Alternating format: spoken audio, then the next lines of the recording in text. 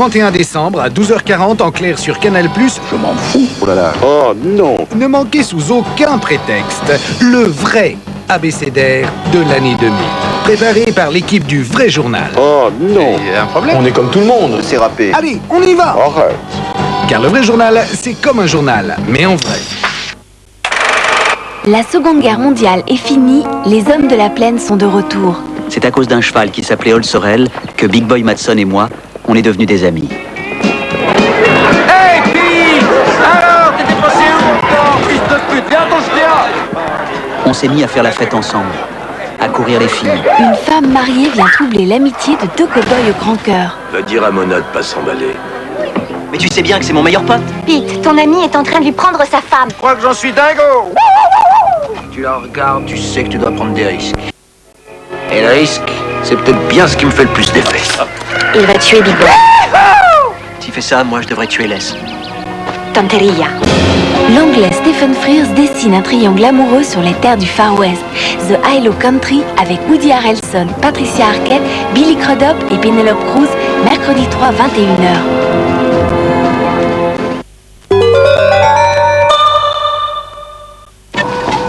Laboratoire du dermophile indien. S'il fait froid, il vous fait du bien! Tu me manques. Tu me manques aussi. Je t'aime. Adieu, mon amour. Vous aimez sans compter. Avec Télé2, c'est seulement 22 centimes la minute, 24 heures sur 24, partout en France. Appelez Télé2 au 0800 40 40 04. Télé2, pourquoi continuer à téléphoner trop cher?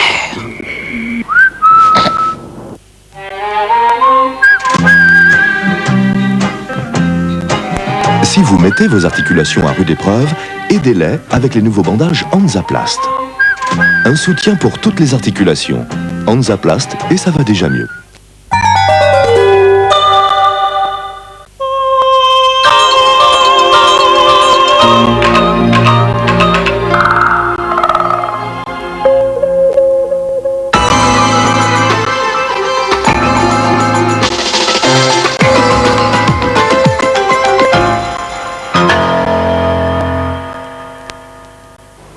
Bonjour à tous. Le rebondissement dans l'affaire des ventes d'armes à l'Angola, les poursuites contre Jean-Christophe Mitterrand, actuellement détenu à la santé, pourraient être abandonnées très prochainement. Et cela à cause d'une erreur de procédure.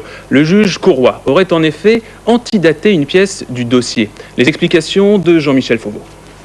Il y a 10 jours, Jean-Christophe Mitterrand entrait à la prison de la Santé. Il pourrait vite en sortir. Mardi, sa deuxième demande de remise en liberté sera examinée. Mais mieux encore, le dossier qui implique le fils de l'ancien président dans un trafic d'armes peut s'effondrer. C'est ce que révèle ce matin le journal du dimanche. Un avocat, Guillaume Veil-Rénal, qui défend une secrétaire engluée dans cette histoire, demande l'annulation de la procédure. Selon lui, le juge d'instruction Philippe Courroy aurait changé volontairement la date d'une ordonnance essentielle. Tout est parti d'une autre affaire. Le 5 juillet, il a fait écrouer Maître Guilloux, un homme que l'on retrouve aussi dans le scandale mairie. En perquisitionnant son bureau, le juge trouve des documents qui lui permettent de poursuivre Jean-Christophe Mitterrand. Mais il écrit dans la procédure que ça s'est passé le 3 juillet et non pas le 5.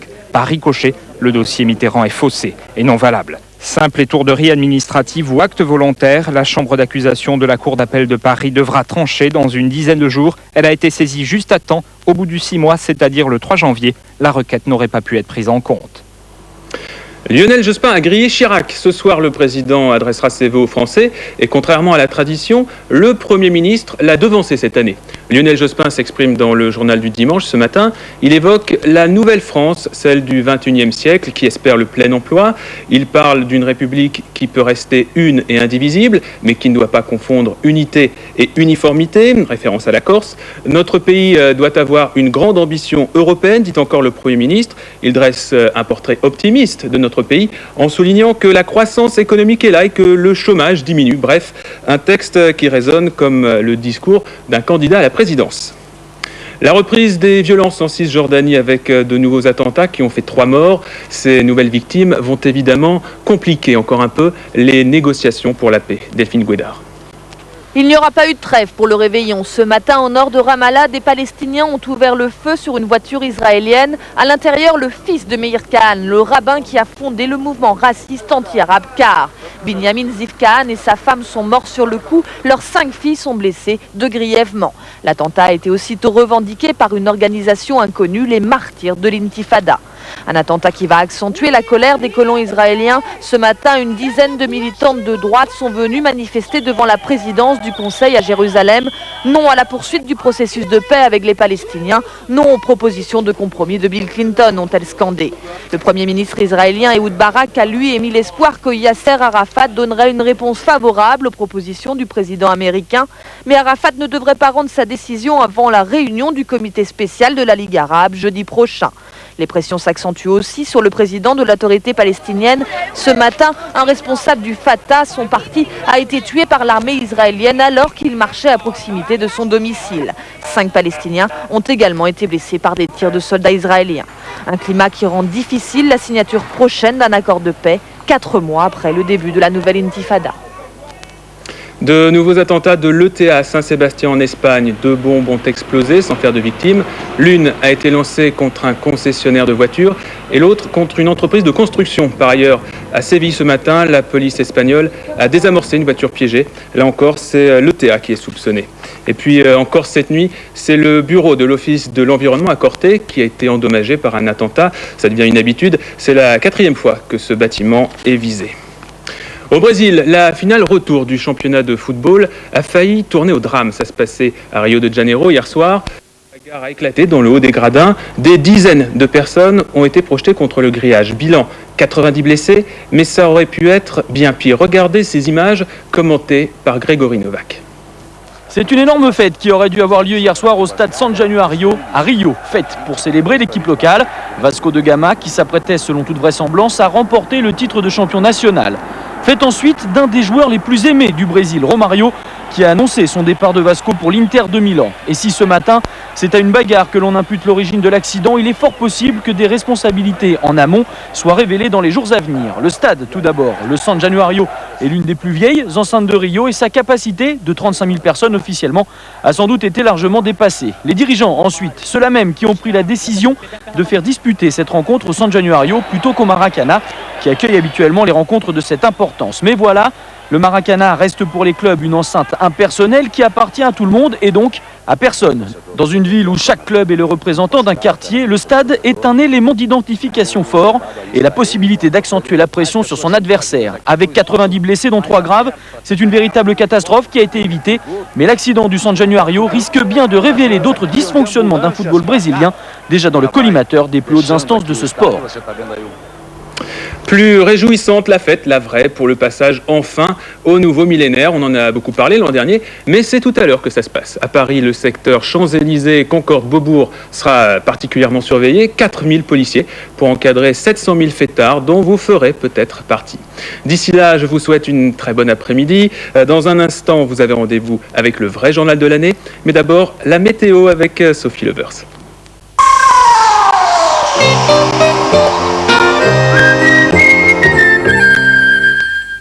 D'un simple battement d'aile. MSN.fr.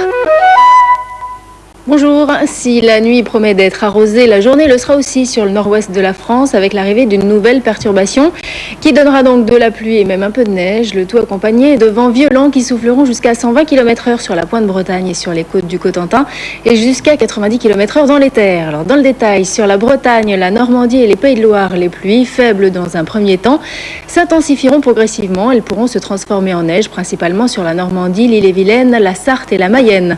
On prévoit aussi quelques flocons dans la nuit sur le centre, l'Île-de-France et le Nord-Picardie. Partout ailleurs, le ciel sera variable. Les températures, toujours très vivifiantes, varieront de 1 degré à Dijon à 13 à Nice et Ajaccio, en passant par 3 degrés à Paris. Bon après-midi et à tout à l'heure. D'un simple battement d'aile. MSN Hotmail.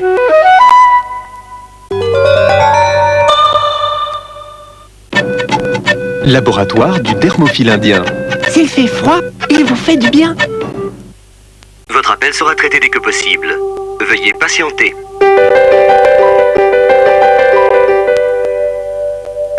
Vos opérateurs sont submergés d'appels, de fax et d'emails.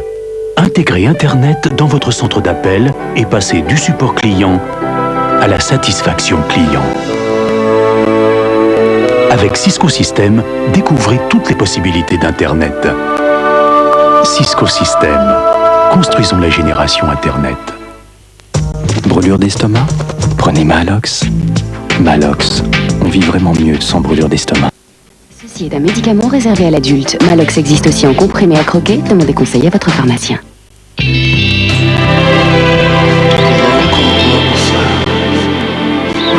Flower by Kenzo. Le nouveau parfum de Kenzo.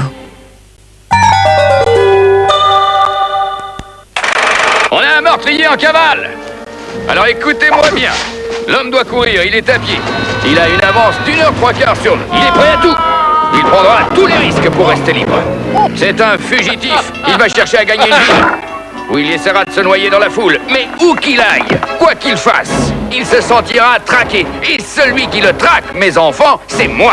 En matière de parodie, Leslie Nielsen est toujours l'ennemi public numéro 1 du cinéma. Le détonateur de Pat Proft, mardi 2, 20h35. La télécommande, c'est has-been. Saddam Hussein nous a pris pour des PD. L'Olympique de Marseille a remporté la Coupe d'Europe des clubs champions. J'ai envie d'embrasser le monsieur qui est derrière moi sur la bouche. Monsieur Chirac, juste un mot si vous voulez bien, juste un mot pour... La machine à remonter la télé zappe toute seule, de la chute du mur de Berlin au grand oral de Clinton. Indeed, I did have a relationship with Miss Lewinsky that was not appropriate. C'est le bonheur à l'état pur. Le zapping, les 10 premières années, ce soir à partir de 19h45, avec les 3 premiers quarts d'heure en clair.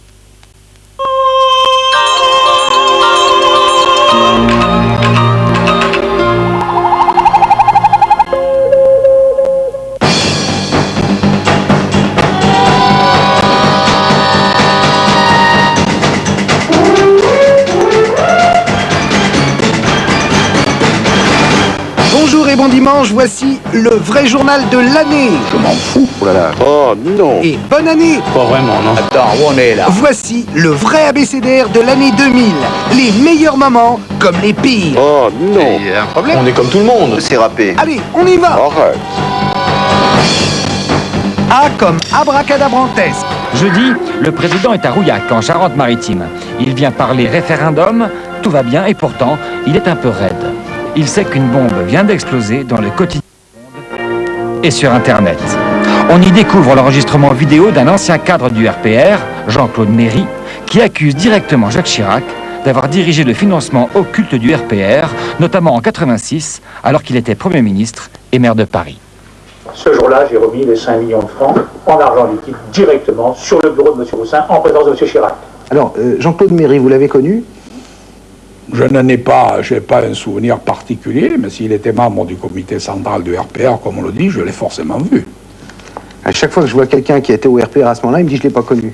Ah, écoutez, ça, moi je ne suis pas responsable de ce que disent les autres, je m'en fous. C'est à moi que vous posez une question. Et moi, je vous réponds. Et si vous, on vous avait passé la cassette comme DSK, vous l'auriez regardé ou vous l'auriez tout de suite? Mais à qui voulez-vous faire croire que DSK ne l'a pas regardé? Bien sûr qu'il a visionné. De même que je suis convaincu, quoi qu'il raconte et quoi qu'on raconte de Jospin, je suis convaincu qu'il a dû la passer à Jospin ou à son entourage. C'est évident. Lundi dernier, les juges sont dans le bureau de Dominique Strauss-Kahn. Ils cherchent la cassette que l'ancien ministre des Finances dit avoir perdue. Ils la cherchent toujours. Au même moment, à Villeurbanne, Jospin s'en lave les mains. Cette histoire de cassette de M. Méry ne me concerne en rien, ni en ce qui concerne le contenu, ni pour ce qui touche à sa diffusion et aux conditions de sa diffusion. DSK ne lui a rien dit. Le Premier ministre nie avoir jamais été au courant de l'existence de cette cassette. L'affaire DSK va pourrir les journées parlementaires du PS à Lyon. La réplique des dirigeants du PS est sans appel, elle est même affichée sur les murs. Pas question d'accepter les turpitudes de tel ou tel. La réaction de l'opinion publique est cinglante. Martine Aubry en fait les frais ce matin. C'est vrai qu'on a entendu, moi j'étais sur un marché ce matin soutenant Gérard Collomb à Lyon. Alors bien évidemment, les gens sont sympathiques à titre personnel, mais on entend aussi des phrases qui font mal, et qui sont d'ailleurs pas en lien avec la réalité. Quand on entend tous pourris, non. Jean-Claude Méry avait un rêve mégalo. Les millions sales gagnés à l'ombre des marchés publics parisiens, le financier occulte du RPR avait choisi de les faire fructifier ici, à Port-Vendre, un petit port de pêche près de Perpignan. Voici la maquette de son projet, pharaonique, gigantesque. Port Pierre Méry, du nom de son père. Membre du comité central du RPR à cette époque, Méry ne doute de rien. Le ministre de l'Environnement du gouvernement Rocard, Brice Lalonde, a beau répéter que le site est classé, Méry s'en moque et signe en 91 l'acte de vente. Lalonde n'avait jamais vu un culot pareil. J'étais stupéfait de son audace. Plusieurs fois, j'ai dit publiquement que jamais je ne déclasserai, jamais je n'enlèverai la protection de Paul-Île. Et il ne cessait de dire, mais c'est pas grave, mais il le fera. Et puis de toute manière, s'il ne le fait pas, on va attendre l'alternance pour le faire, il n'y a pas de problème, etc. Qu'à cela ne tienne, Méry tente d'acheter le ministre. Sa société a téléphoné au cabinet en expliquant que les projets étaient évidemment excellents pour l'environnement, qu'il fallait le laisser faire et que le ministre ne serait pas oublié dans tout ça. Enfin, donc c'était clairement une offre d'argent. Je crois que c'était 13 millions de francs même qu'il avait proposé, enfin que sa société avait proposé. Mais c'est jamais arrivé jusqu'à moi. Si vous voulez, le cabinet tout de suite c'est à rigoler et à raccrocher, quoi. Tu le connaissais quand même, ce Méry de Paris? Ah oui, je l'ai vu il y a très longtemps, mais je n'ai jamais travaillé avec lui, je n'ai pas eu de rapport professionnel ou autre. Tu n'as jamais apporté des valises de pognon Non, comme il dit qu'il l'a fait. Non, pas à moi en tout cas. Il n'a jamais dit qu'il m'avait apporté à moi. Hein. Non, je sais bien. Non, mais il faut le préciser parce que... Non, parce que à l'époque où il a enregistré le truc, t'étais pas encore maire de Paris, donc peut-être c'est pour ça que... Non, là, jamais. Te citer. Non, il m'a pas cité. Mais non, moi je n'ai jamais rien reçu de quoi que ce soit et de qui que ce soit. Il n'y a pas de crise morale ou de crise politique en France aujourd'hui. Il y a le fait qu'on doit assumer et qu'il faut assumer des événements qui se sont passés il y a 10 ans. Il n'y a pas de crise politique, c'est ce qu'il dit. Ouais, je suis pas d'accord. Quand il disait que le fait d'en parler dans les médias portait atteinte à la démocratie, je pense qu'au contraire, c'est justement le fait de ne pas en avoir assez parlé dans les médias, les journaux. Les Français ont l'impression, je pense qu'ils n'ont pas été informés et qu'on leur a menti et que finalement ils ont un peu été les dindons de la farce dans cette histoire-là, quoi. Tous les deux, vous êtes d'une certaine manière mis en cause dans les affaires actuelles. Est-ce que vous pouvez nous expliquer aujourd'hui si vous pensez qu'un jour il faudra rembourser l'argent? Je parle des 2% qui ont été versés sur les marchés publics par les citoyens français. Est-ce qu'un jour il faudra rembourser selon vous? Merci. Je vois tout l'intérêt que vous portez aux sujets qui sont en cause aujourd'hui, mais enfin vous aurez pu faire ainsi, vous aurez pu poser votre question et cela vous aura, je l'imagine, soulagé.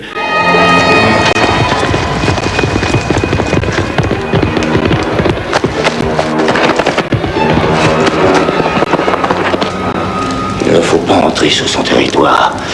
Je ne le supporte pas. Nul ne s'aventure plus à le défier.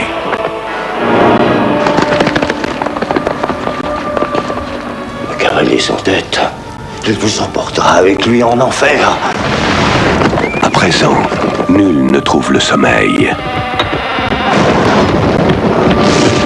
Un seul homme sait vraiment qui il est, mais il ne dit rien. Il a trop peur. Qui sera sa prochaine victime?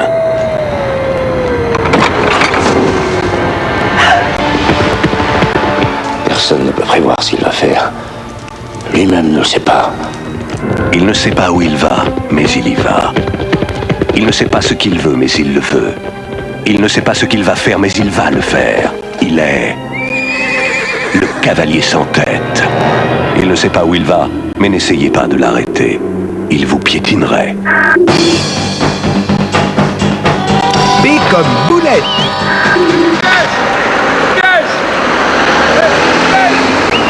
Un comble, la haute administration policière n'a rien trouvé de mieux que d'installer son école nationale sur ce qu'on appelle ici le boulevard du shit.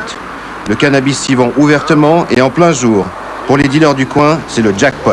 Les élèves flics sont d'excellents clients. y a un débarquement de mecs qui vont à l'école de police. Tous les dimanches, ils sortent de l'autoroute et on les voit arriver et tout. Dès qu'ils s'arrêtent, on sait pourquoi ils s'arrêtent. Voilà. Ils nous donnent 100 francs, on donne une barrette. Beaucoup de bœufs. Ouais, ils aiment bien l'herbe de Provence. Hein. Ils achètent beaucoup. C'est pour l'équipe. Ouais, ils achètent beaucoup. Exactement. Régulièrement. Régulièrement. On a déjà fumé des spooks avec eux. Ça se passe comme ça ici. C'est tout le monde. Surprise, à Paris, on confirme cette situation surréaliste. La hiérarchie larguée semble avoir perdu contact avec la base. Cette école de Roubaix qui est boulevard du Shit, vous avez tout à fait raison, c'est ça. On sait qu'il y a eu déjà des problèmes de stupéfiants déjà il y a quelques années. Elle est idéalement bien placée pour ce genre de choses en plus. Je me suis même laissé dire qu'il y avait quand même quelques revendeurs qui réussissaient même à pénétrer à l'intérieur de l'école. Maintenant, vous êtes en place, vous allez faire quelque chose, dépénaliser. D'abord. Jospin, il avait promis. Hein. Il a promis ça? Il avait promis ça, je me souviens plus. Il y a quelque chose qui me choque dans le fait que la dépénalisation soit considérée comme une solution. Ce que je voudrais en même temps, c'est qu'on puisse dire à des jeunes que même s'il y a d'autres toxiques qui sont très graves, je pense au tabac ou à l'abus d'alcool, le tabac étant sûrement le plus grave, parce que quand on est fumeur, on abuse tout le temps. Et je crois qu'il faudrait redire à des jeunes, et aux jeunes en particulier, qu'il y en a qui ont ripé sur la première taf, comme on dit, de shit. Pourquoi? Parce que c'est un produit qui est hautement déclenchant et vous pouvez faire aussi bien une bouffée délirante après un joint. Et ça leur est pas assez dit. Actuellement, la drogue est quand même un sacré vecteur de blanchiment et de gangster, quoi. Ben oui, mais justement, c'est peut-être l'occasion de... Voilà, mais comment vous allez faire sur l'achat? Parce que vous allez créer une économie de la drogue. On a bien donné aux Bougnards, je ne sais plus quand, les tabacs, aux Auvergnats. Les Auvergnats, bon, on peut faire pareil, dire dans les banlieues, allez, vous faites les débits de shit. Ça marchera. Oui, que ça marche, ça ne fait pas de doute. Que ce soit une bonne chose, ça en fait quand même beaucoup.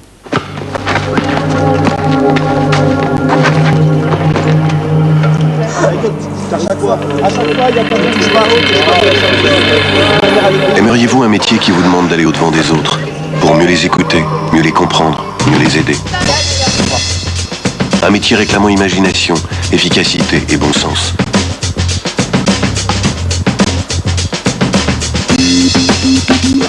Ce métier, vendeur de cannabis. Vendeur de cannabis, un métier pas comme les autres, au service des autres. Si vous avez des idées toutes faites sur le cannabis, c'est le moment d'en changer. Ça y est. C'est comme cavale. Sacré Alfred. Toujours la même photo, mais un nouveau nom. Robert Lapierre. Depuis 3 ans, Alfred, l'homme le plus recherché de France, se dissimulait derrière cette fausse identité aux Philippines.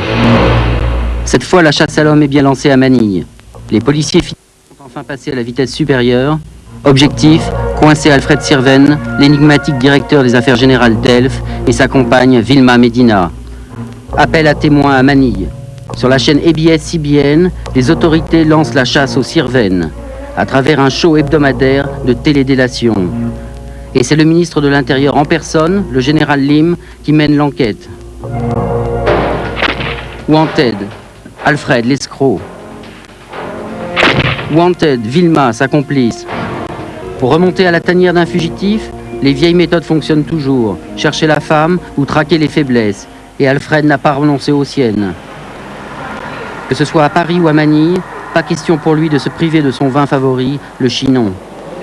Are there any French very used to buy Chinon here? There's a Frenchman who buy very often Chinon here. Here, in this yeah.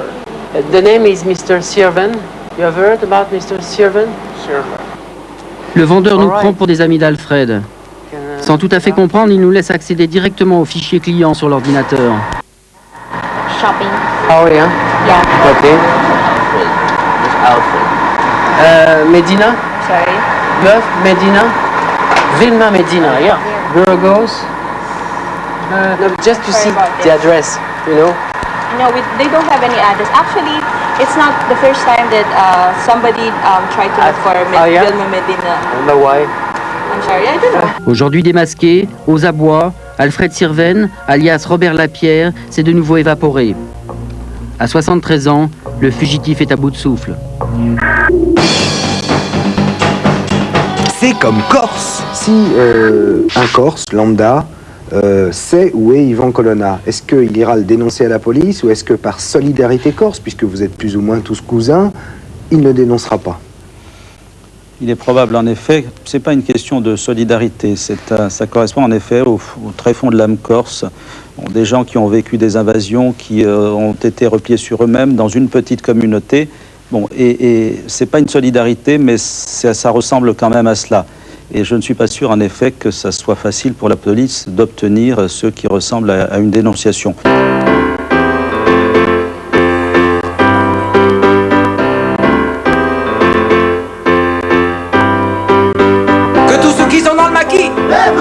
Que tous ceux qui sont des pinzoutes, que tous ceux qui rêvent d'autonomie se lèvent. Suivez mes pas. Allez, maintenant on y va. Ces soirées-là, fièrement armés et cagoulés, on clame notre indépendance et en vrai nationaliste, on poursuit le combat. Amnistie pour Yvan Colonna, pas le temps de souffler sur notre île. Chaque nuit on recommence, c'est la seule chose à laquelle on pense. Chacun y va de sa bombe pour étonner la France. Quand t'es clandestin, y a jamais de fin. Ces soirées-là, Oui, ces soirées-là, ça flingue, ça pète, on ne sait plus pourquoi. mais alors là ça pète. Mais toi et moi, on adore tout ça. Eh ouais, on adore ça. On aime tous ces soirées-là. Jusqu'à l'aube, on les aime jusqu'à l'aube, bébé. Allez, maintenant tous ensemble. Bastia, Ajaccio, Aleria, Porto Vecchio. Bastia, Ajaccio, Aleria, Porto Vecchio. Ces soirées-là. Ces soirées-là, le disque qui va faire danser Jospin tout l'hiver. Dès comme déchaîné. Ça y est, après Pasqua et Bayrou, Madeleine est candidat à la présidence de la République. Il veut se battre pour une France libérale, il se dit en phase avec les Français. Il est pour la parité et le Pax, il fait l'éloge de l'immigration, il est favorable à la dépénalisation des drogues douces. En gros, il veut séduire la France moderne. Loin du microcosme parisien, nous sommes à Redon, en Bretagne. Alain Madeleine est maire de la ville depuis 1995. La cyber-révolution n'est pas passée par ici. Dans l'unique café cyber, un seul ordinateur et personne devant. Madeleine, il va être président, président de la France, là. Il va vous quitter, bonne là. chance pour lui. Ouais. Hein? Bah oui, mais de toute façon, on le voyait pas beaucoup là. Alors, on le verra peut-être, on le voyait beaucoup à la télé, quoi. Ah, ouais. À Redon, la mairie est juste à côté de l'église. Et le bureau du maire est au 3e étage. Voilà. Un ami de Madeleine, élu du conseil municipal, Ça, c'est chez Madeleine, donc. nous ouvre la porte. Ah, c'est pas luxe, hein. Les chaises, c'est pas terrible, hein, quand même, hein. C'est... Bon, là, en fait, on l'a pas préparé pour vous, hein. C'est un peu moche, même. Ah, ça, c'est une question de goût. Oui, c'est vrai. En tout cas, dans son bureau, monsieur le maire vient au mieux une fois par semaine, le vendredi soir. Il est présent quand même au conseil municipal tous les mois. Ah, il y va. Il lit des revues nautiques. Pardon? Je pense qu'il lit des revues nautiques. Oui. Oui, c'est ça, hein. Il utilise son portable. On suspendait nos interventions et on attendait d'avoir son attention pour reprendre. Pourquoi il faisait ça? Parce que ça l'emmerde. Parce que ça l'emmerde. La vie quotidienne l'emmerde. Les chiens écrasés d'une petite ville comme la nôtre, ça l'emmerde. C'était pas à la hauteur de ses ambitions. Je me projette d'une France ouverte, d'une France en liberté, d'une France aux couleurs de la vie. Et c'est pour cette France-là que ce soir, je parle encore. Alain Madeleine, bonjour. Bonjour. Alors, après les femmes nues, là, quand tu t'es présenté, il y a des femmes nues, tu ne portes plus de cravate. Oui. Et tu nous invites dans un restaurant manouche. Les gens du voyage vont sans doute voter pour toi massivement après cette émission. Attends, j'ai une très grande sympathie, effectivement, pour les gens du voyage et mes amis forains. Est-ce qu'on peut dire que toi-même, tu es une sorte de Jean du voyage de la politique? Non, mais en tout cas, tu peux dire sûrement que je veille partir sur les routes de France à la rencontre des Français, oui. Donc tu es une sorte de hippie libéral. Non, mais c'est une caricature de dire ça. Je ne suis pas hippie libéral. Ah, tu es en train de devenir un hippie mais, bah, tu peux dire ça comme ça. Moi, je ne le vois pas comme ça. Ah bon? J'espère pouvoir entraîner, réveiller une majorité de Français qui ont envie que ça bouge. Eux comme enchaînés. Image volée d'une exécution capitale en République populaire de Chine. Regardez bien. Ce gradé, qui place les fusils de ses bourreaux sur les corps des condamnés, ne laisse rien au hasard. Car les cadavres de ces hommes ont un prix et vont l'objet d'un commerce macabre, le trafic d'organes. En 1984, le gouvernement chinois avait un document secret qui disait qu'il avait le droit de prélever des organes sur les prisonniers exécutés.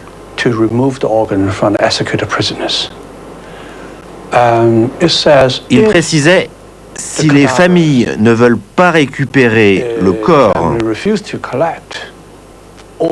ou si le prisonnier consent à donner ses organes, le gouvernement peut se servir. Reins, peau, cornée, tout ce qu'il voulait. C'est une première mondiale, un gouvernement qui monte un business d'organes.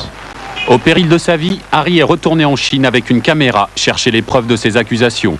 6 à 8 millions de personnes sont actuellement détenues dans les goulags chinois. Certains, voleurs de poules ou simples dissidents, peuvent à tout moment subir la loi des exécutions publiques et nourrir le trafic d'organes des autorités. Pour les dons, la loi chinoise impose le consentement des victimes et des familles. Dans les faits, les autorités s'en passent. À quelques mètres des poteaux d'exécution, des ambulances et des médecins sont prêts à opérer. Baïonnettes et scalpels, même combat.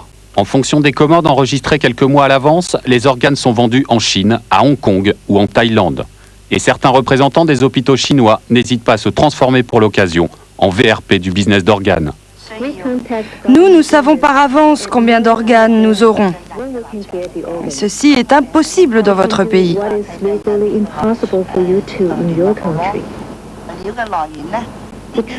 En Chine, c'est une sorte de rachat pour nos prisonniers exécutés, qui font ainsi une dernière bonne action. F comme fuel. Cette semaine, la France se débrouille avec cet énième bateau pourri au large de ses côtes. La loi du profit est la plus forte. À ce jour, la réglementation maritime ne peut pas empêcher ce genre de catastrophe.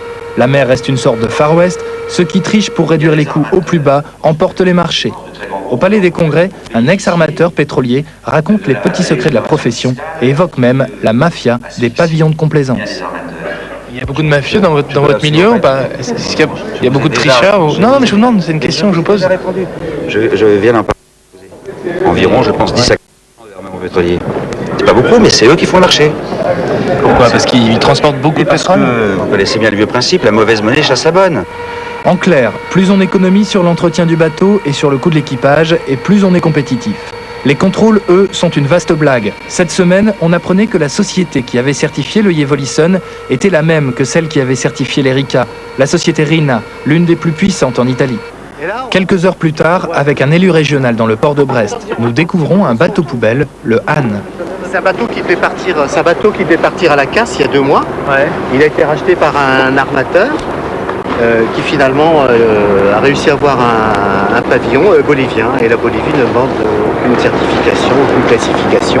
Donc ce bateau va pouvoir reprendre la mer. Apparemment, il va tout faire pour reprendre la mer. Il y a 2 mois, une explosion dans sa cale l'avait contraint à être remorqué jusqu'ici. Vieux de 30 ans, le bateau a obtenu des titres de transport tout neufs auprès de la Bolivie. Un pavillon de complaisance. À bord, son équipage vient du Pakistan. And I'm not afraid from the sea. This is true facts. My boys are ready to sail. You can ask to anybody, nobody is afraid from the sea. Depuis 1 mois, cet équipage vit sur ce bateau. Il a effectué quelques travaux à bord et la cargaison a été chargée. Aujourd'hui, tous attendent l'autorisation des inspecteurs du port pour prendre la mer. And we believe on our Allah. God is the power who gave me the power to sail in sea. Yeah, you need God to that kind of ship. No problem. This is my boy. Que Dieu les garde. À l'intérieur de ce bateau, il y a du matériel de pompage qui a servi à récupérer une partie du fuel de l'Erika. Direction la Grèce pour une opération de dépollution en haute mer et vogue la poubelle.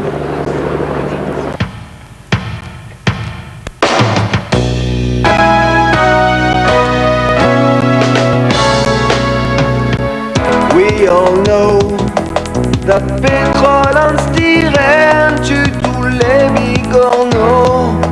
Thanks to Total and Shell pour vos cargos. On veut tout lire, not tout laver chaque année. Laissez-nous just survive.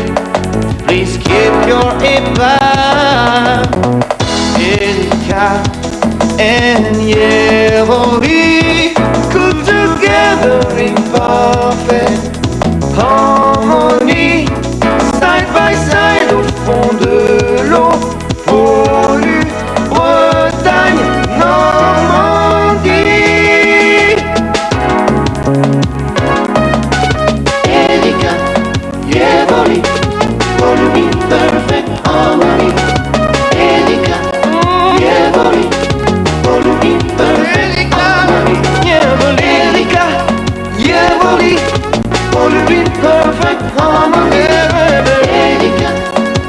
Erika Ondievoli.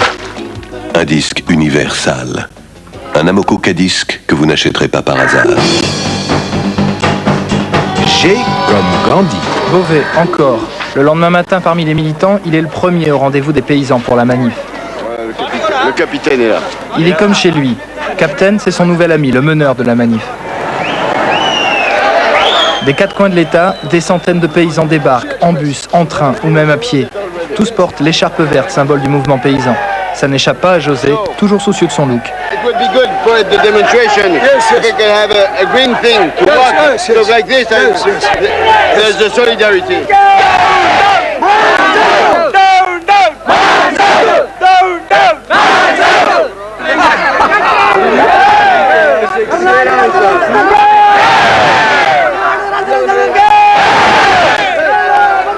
Beauvais, caméléon, reprenant des slogans en hindi, parfaitement à l'aise en icône mondiale des paysans mécontents.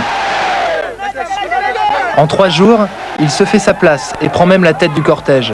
Un peu lâché, il présente son CV aux forces de l'ordre.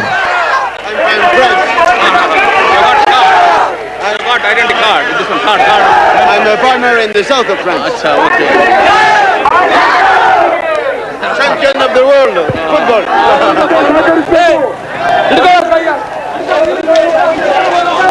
In June, the 30th of June, we made a demonstration in my city. 100,000 people. People are very angry. Dans l'énervement général, la manifestation se dirige vers le stade de Bangalore.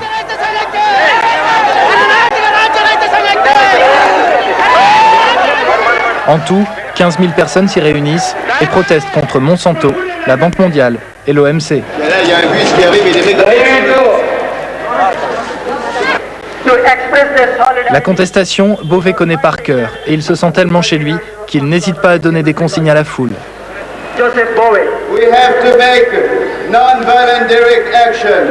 We have to destroy all those genetically modified seeds everywhere with the big multinationals are putting those seeds. We have to destroy all the tests in the field. We have to make no cooperation, civil disobedience against all those corporations. José Beauvais en Gandhi du Larzac. Mais qu'est-ce qu'il fait donc courir aux quatre coins de la planète? S'il affirme n'avoir aucune ambition politique en France, il se voit bien en leader mondial de l'internationale paysanne. Le Beauvais Global Tour continue.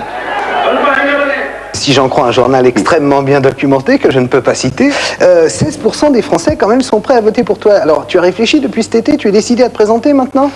Bah écoute, comme je te l'ai déjà dit cet été, manque de chance, je suis privé de mes droits civiques jusqu'en 2003 pour avoir déjà détruit des semences de maïs transgéniques. Alors avec ces 3 mois, peut-être qu'avec au prochain procès, j'en vais encore en prendre pour 50 plus. Donc de toute façon, en 2002, c'est râpé. H comme High Society. Ernest-Antoine Salière, patron du MEDEF, répond à nos questions. Qu'a dit le patronat au syndicat qui réclamait les 35 heures? Bonjour les gars. Mais non, pas du tout. Je vous ai compris? Mais non, c'est pas lui. Allez vous faire foutre. T'es vraiment trop bête. D'habitude, il est moins direct, Bon, allez, une autre question. mais c'est plus faux cul. Trivial patron, les 35 heures, il n'y a que comme ça que ça le fait rire. Alors, c'est quoi vos loisirs préférés? J'en ai 3 à proposer, hein. Le fleuret, le polo et le menuet. Mais enfin, c'est peut-être un peu... Oui, mais ça, si vous voulez, c'est comme ça qu'on me voit, et après tout, pourquoi pas. En réalité, mes loisirs préférés, c'est d'abord, très honnêtement, de me reposer, parce que j'ai vraiment une vie de chien. Mais enfin, je suis pas le seul. Vous êtes content d'avoir cette vie en même temps? Oui, mais Ça enfin, vous plaît? c'est C'est quelque motivant. part un peu lourd, mais cela dit, oui, c'est motivant. Oui. Mais le loisir préféré, donc se reposer, c'est peut-être pas très noble, mais c'est vrai. Ensuite, c'est de monter à cheval, ce qui est tout de même quelque chose qui vous coupe complètement de l'environnement et vous fait accéder à la nature, etc. Et puis les amis, si vous voulez, le loisir préféré, c'est de giberner avec une bouteille de Bordeaux entre amis. Ça, c'est ça d'important. Qu'est-ce que c'est que giberner? Pour moi, giberner, je ne sais pas si c'est un mot qu'on utilise souvent, ça veut dire laisser librement galoper la pensée, pas forcément pour dire des choses intéressantes. C'est ce qu'on va essayer de faire entre nous. Ben voilà, nous gibernons. I comme I Love Paris. Il y a quelques siècles, sur la place de l'Hôtel de Ville de Paris, on coupait les têtes. Aujourd'hui, ce sont les têtes qui tournent devant le pouvoir que représente la mairie de Paris. 35 milliards de francs de budget.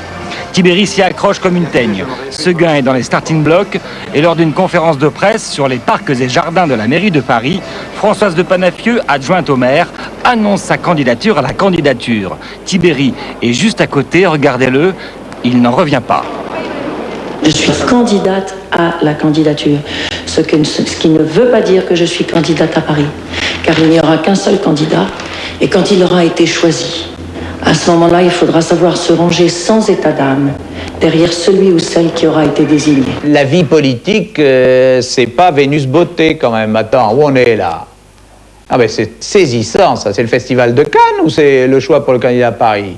Et voilà, ouais, on va dire, ah ouais, elle est plus sympa, elle a fait du roller, machin. Et alors? Ça, c'est sûr que Séguin sur des rollers, je veux voir. Dans son bureau de l'Hôtel de Ville, Delanoë collectionne les soutiens. Hier, DSK, ce matin, Rocard et Badinter, il refuse même les invitations. C'est à propos d'un déjeuner en fait en présence avec M. Laurent Fabius. Oui. Vous êtes invité. Samedi ouais, je peux pas, j'ai un autre déjeuner. Voilà. Alors ça va être votre palais. Ça va être le château Delanoë ici, non. Comme ça a été le château Chirac, château Tibéri, non? Ça c'est l'endroit où j'ai mon bureau depuis 23 ans. Ici, 23 ans. Je devrais vous montrer le petit bureau où on était à 4, vous voyez. Il y avait qui donc dans ce bureau? Lionel Jospin, Claude Estier, Daniel Vaillant et moi. Ouais. Bon voilà, on était jeunes élus en 77. Avec Jospin comme vieux complice, le militant de la première heure se sent légitime pour conquérir Paris.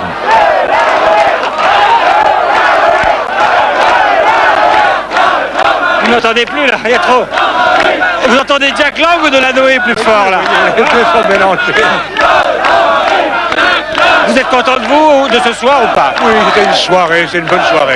Ouais. C'est une soirée chaleureuse et finalement assez cool. Chevalier montu par l'espoir toi qui as su goûter l'ombre de Paris, l'hiver lourd du jour de Tibéri. De la Noé, courageux et vaillant, tu es le plus grand. La vue de ton cheval blanc effraie les méchants, tes paroles de justicier apportent au peuple entier le bonheur et la liberté. Baba de la Noé, de la Noé.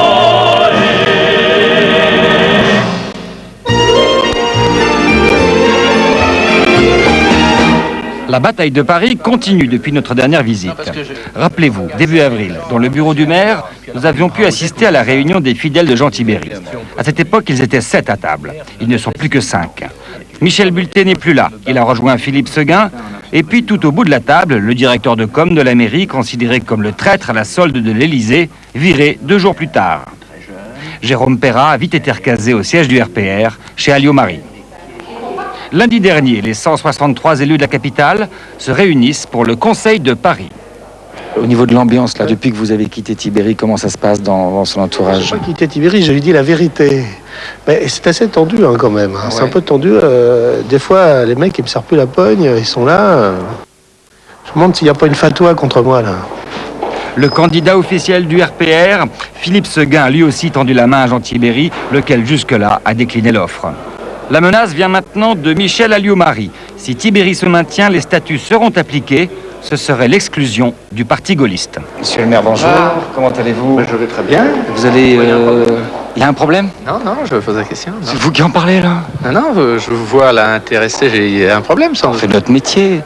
Et vous, ça va, vous continuez, là. On voit que vous dites toujours la même chose. Bah oui, il vaut mieux d'ailleurs en général dire la même chose. Vous êtes légitime? Oui. Hein? Légitime. Vous avez un bon bilan? Oui. Et vous avez plus d'amis? Oui, bonne observation. Il y en a plus qu'on ne le pense d'ailleurs. Bah oui, bah voilà. On comprend plus. Non, on comprend pas pourquoi je ne suis pas investi, puisque je suis le maire. Vous êtes légitime, etc. J'ai un bon bilan. Et alors, il a changé. C'est mal barré, monsieur Tibéri. C'est mal barré. Attendez, on va demander l'avis des électeurs parisiens. C'est ça la démocratie. C'est eux qui trancheront. Voilà la démocratie. Voilà, moi j'ai pas peur de ça.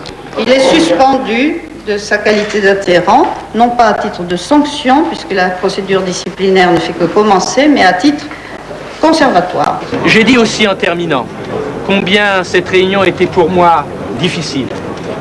Sur le plan politique, c'est une autre chose, mais sur le plan moral, combien je souffre. On n'agit pas ainsi à l'égard d'un vieux militant. Condamné par tous, homme des siens, écrasé par le poids de son passé scandaleux, Jean Valjean Tibéri Valtibéri est un homme seul. Coupable à jamais. Vous êtes le diable! Vous m'aviez promis un appart de la ville de Paris. Si. Traqué par Javert Seguin.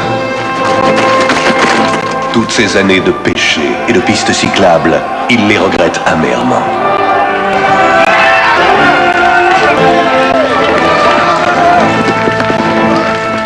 Un homme aux abois. Même toi, Jean Valjean Tibéri Valtibéri, tu as le droit d'être sauvé. Transfiguré par l'amour de Dieu.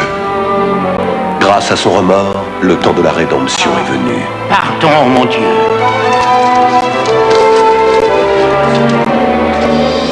Viens, ma Cosette. Dévoué à la petite Cosette Xavier. Mais l'impitoyable Javert Seguin s'est juré d'avoir sa peau.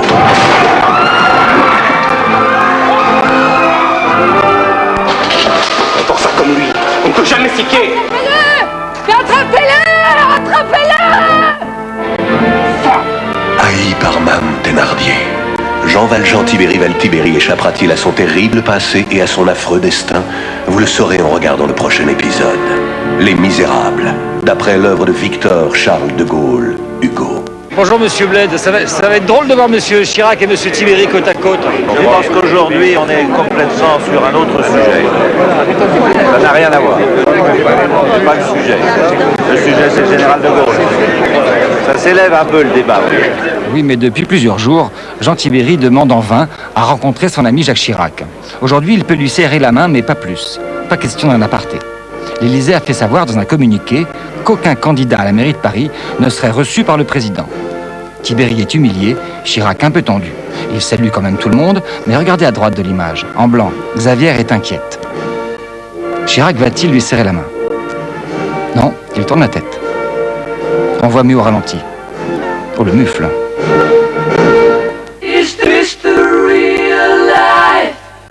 Révolution à droite. Philippe Séguin fait ce mois-ci son outing politique dans le magazine gay Illico en regrettant son abstention lors du vote du Pax.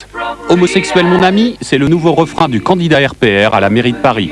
À gauche comme à droite, on dénonce cette nouvelle drague électorale. Une pêche aux voix gays ouverte à tous. Si Bertrand Delanoë faisait déjà la couverture du magazine en mai dernier, à la rédaction d'Illico, on boit du petit lait.